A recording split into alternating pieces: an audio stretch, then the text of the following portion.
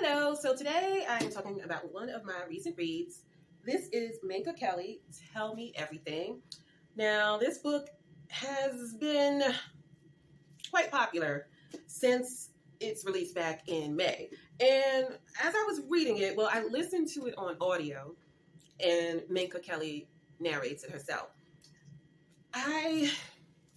I just could tell immediately I was getting a vibe, that it was going to be a bit of a heavy hitter, and I didn't think I wanted to speak on it. But then right at the end, there was just something there, and I felt the need to share my thoughts on this memoir. So I was not too familiar with Minka. I mean, honestly, I really don't know who she is, but she's known for TV shows like Friday Night Lights, Titans, and Euphoria, I think, or Euphoria, which she is currently on, I think. Okay, so anyway, but after reading this book, I mean, she could have easily starred in her real life story as a TV drama on the small screen, okay? Because she went through quite a lot in her adolescent years and just her life in general. She went through a lot. And she tells it all in the story. She gets very personal, very honest about her own behavior and the behavior of the adults around her. But I was surprised to learn that she was arrested and jailed for an incident she had in high school with another girl. I mean, it just sounded a little odd. She ended up having to do 2 years probation as well as community service for that situation. And I don't know, but I feel like we didn't get the whole story there. That's one of those stories where I'm like, there's something missing in that story. But whatever. So, hello, my name is Tamika, and whether you stumbled upon Junkie for a Story or are here by intention, thank you for stopping by. I hope you enjoyed this video, and if so, please give it a like and subscribe by the end. And don't forget to hit the bell for notifications so you won't miss out whenever I release new videos. Also, I will provide a link in the description for this memoir I reference in this episode, Minka Kelly, Tell Me Everything. If you want more info about the book, you know what to do. And now, on to the video. Minka Kelly is the daughter of former Aerosmith guitarist Rick Dufay and Maureen Dumont Kelly. But during her upbringing, for the majority of it, her biological father was mostly absent. And another man by the name of David, she considered her father, and she would refer to him as dad. And then she was reacquainted with her dad as she got older, like in her late teens or 20s, and their relationship improved after that. So during her childhood, she was never in a stable environment. So her mother, because she split from Rick Dufay, she was unstable and struggled to provide for her daughter. Minka was an only child. She was her mother's only child. And her mother was, I believe she said she modeled, but mostly she was a stripper and did stuff like that while she was raising her daughter. That's how she provided for her daughter. Her mother also, because of her, I'm going to say because of her lifestyle, she developed a drug habit. And so she just wasn't quite there as a parent. Minka Kelly, I would say, was neglected many times, and she was handed off to other people to supervise her. Her mom did have some decent friends who would look after Minka, and they would provide a home for her mom and Minka. But the way Minka tells the story, her mom was a lot to deal with, especially with the drug habit and being in and out of work, not having a lot of money. So she would just show up at random friends' homes asking, for a place to stay for a little while. They never really had their own home. And then eventually they settled into Albuquerque, New Mexico, where David's parents had a home. And that provided temporary stability, but then Minka's parents ran into some issues. So, again, because of the lifestyle, they were on the run from the police, okay? And so her mom was telling her, okay, we got to go to Boston. And Minka, was growing tired of the running around and going from place to place to place. And she wanted to finish her high school education in Albuquerque, where she really got settled and she made friends there, So she ran away from home. She did not want to go with her mom and David to Boston because she knew what that meant, It was just going to be constantly on the run, sleeping on somebody's couch, sleeping in a closet, sleeping in a storage unit. I mean, it grew tired, okay? So, yeah, Minka Kelly, she ran away to her boyfriend's house. And the thing about not being cared for the way a parent should care for and protect their child, she ran into the arms of her older boyfriend. And that wasn't a better situation. It just looked like it temporarily because of the current situation she was in. And she was desperate to break away from her parents and that instability. So she moved in with her boyfriend and finished school. And then, like her mother, she did some sex work. She worked at a peep show place for a little bit to save up money so that she could get her own place.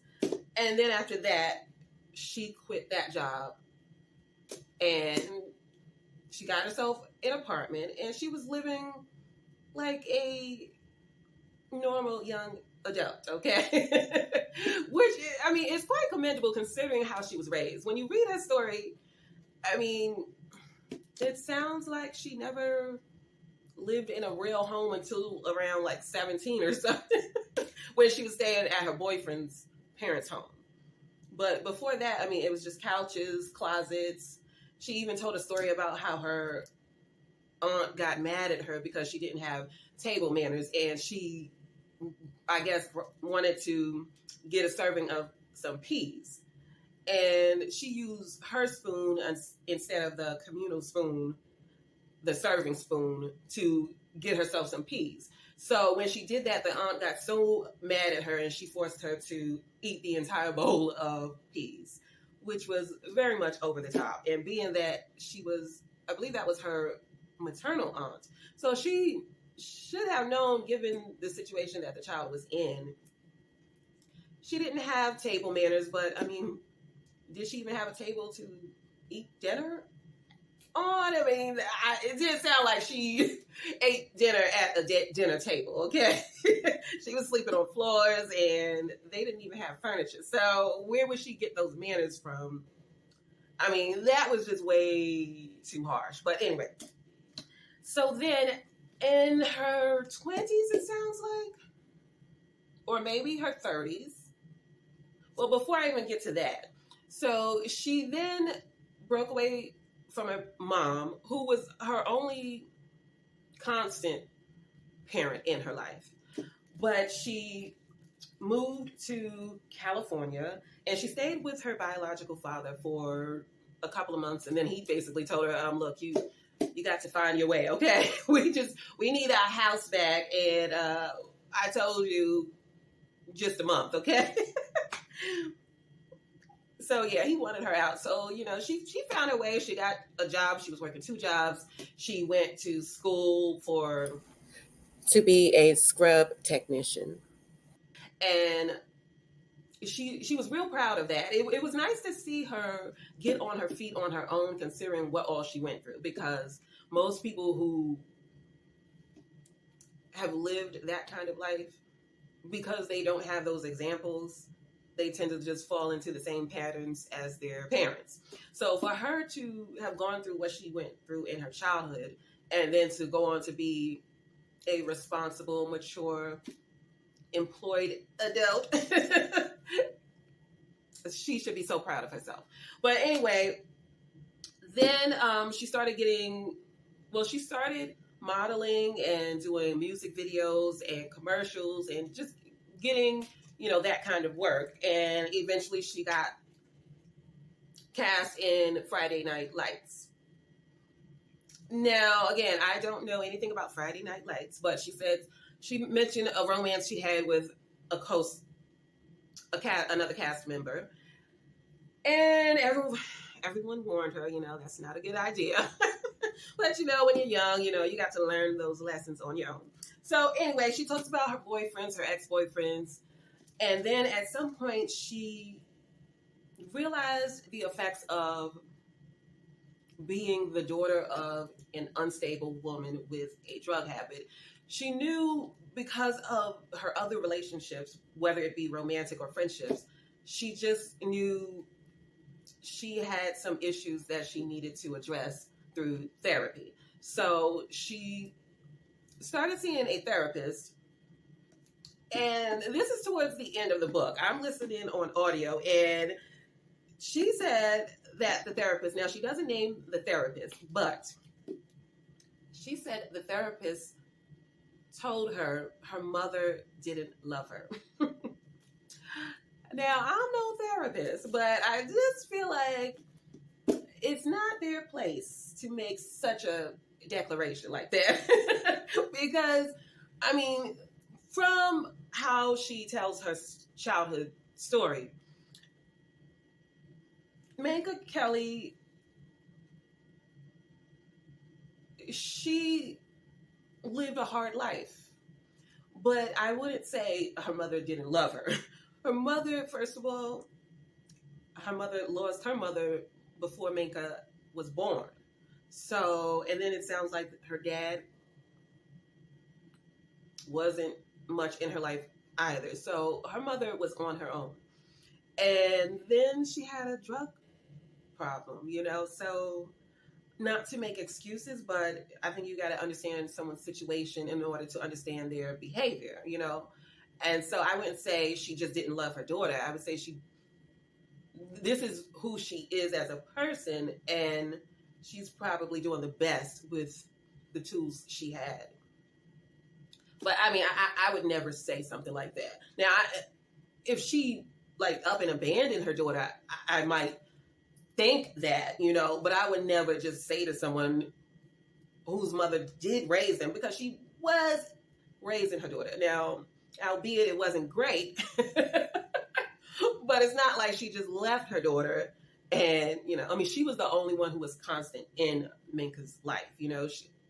Sometimes she left her with friends and stuff like that, but she always came back for her daughter. She was the constant person in Minka's life. So I just thought that was bad therapy. And then she also said, so at the point when Minka Kelly was seeing this particular therapist, now she didn't name this person, but at that point when she was seeing this therapist, she was kind of on the outs with her mom and they weren't speaking. And this was when she was still on Friday Night Lights. But then her mom was sending her letters and, trying to reach out and rebuild their relationship. And then one letter really got Minka's attention. And so she gave her mom a call, and her mother let her know that she was dying of colon cancer.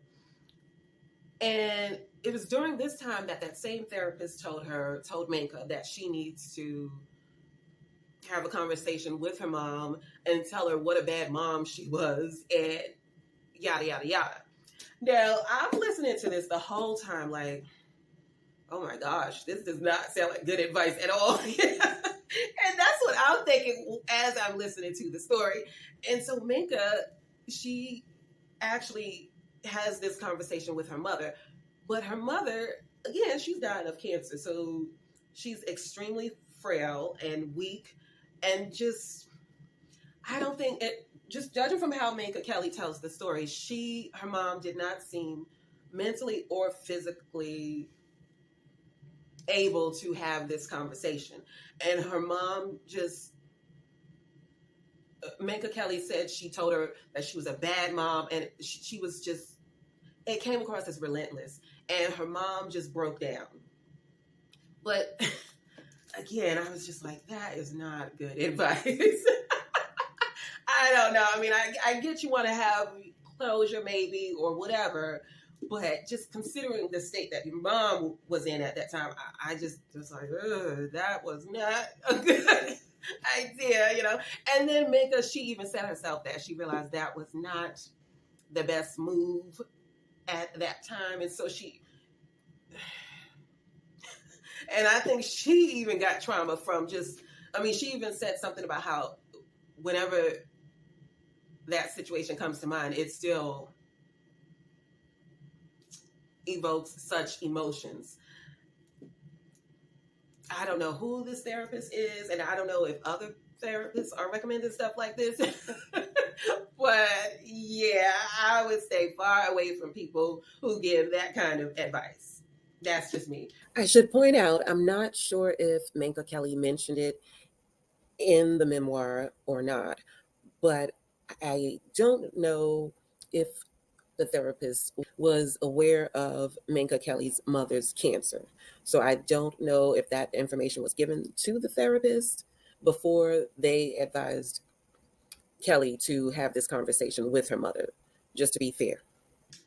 So not all therapists are good therapists. And it sounds like Minka Kelly learned her lesson. She moved on from that therapist and continued with her therapy. That didn't deter her at all, but she realized that therapist wasn't the right therapist for her. And, you know, she took care of her mom during, you know, her final days. And it sounds like she found solace in however they chose to mend their relationship so that, you know, she could have peace as she lives her life when her mother passes on, which she did. So, yeah, I would recommend this memoir. I mean, it is a heavy read, I will say, but I appreciate the fact that it's not long. It's under 300 pages, you know, and yeah, she didn't dwell on anything, but she told her story honestly, I would say. And yeah, it's a heavy hitter. I mean, I kind of knew it. If you know immediately when you, like, the first chapter kind of gives it away that this is going to be. Honestly, I was looking at the pictures, and I could tell from the pictures, I knew something was up, especially because a lot of the pictures are her mother, you know? And I was like, this is going to be about some, you know, childhood trauma or something, you know? So a lot of these pictures are about her. They are pictures of her mom. And then there's her father there, but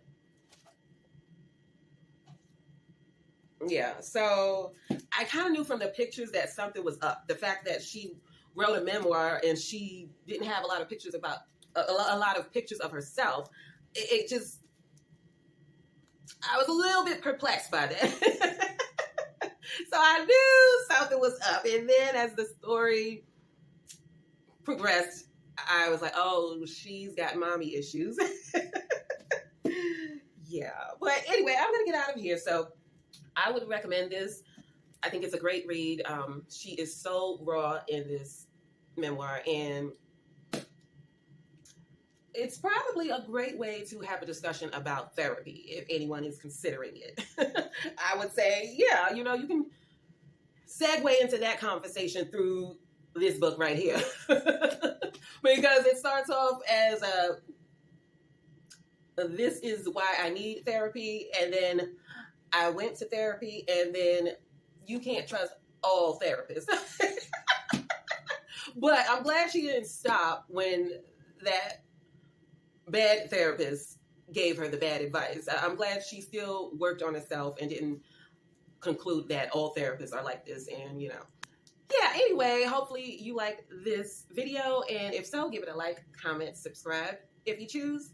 And let me know what you think of Minka Kelly and the revenge porn that cost her $50,000. Now, I can't believe we still have these stories going on with the revenge porn, but she had to pay her offender $50,000 to prevent him from trying to sell the revenge porn. Despicable. These dudes, okay? All right, so yeah, I'm going to get out of here, and I will provide a link in the description for her memoir, Minka Kelly, Tell Me Everything, if you want more information about it. And that does it for me. I'll catch you in the next one. Bye.